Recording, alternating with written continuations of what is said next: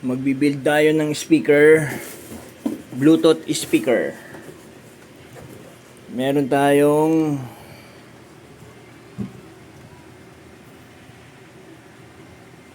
Crown 80 watts. 80 watts. Yan, 80 watts. Siyempre dalawa.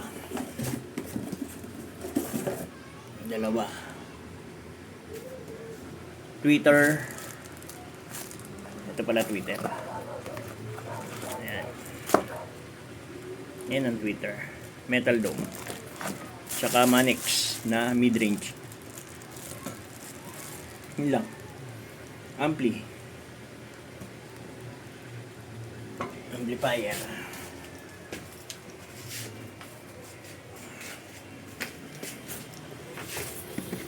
Madali lang naman mag-build, hindi mo na kailangan gumastos pa o bumili ng mga Bluetooth speaker, madali namang masira. Ayan. Lazada mo lang mabibili yan.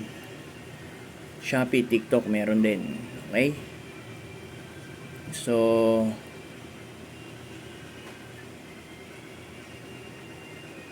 ang pyesa lang na gamit ko D20 Metal Dome na 100 watts. Pagkatapos Manix na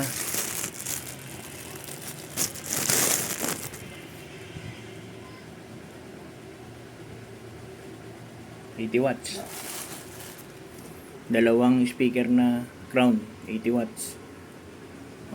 Yan lang ang paggagamitan ko. Update ko kayo pag natapos to.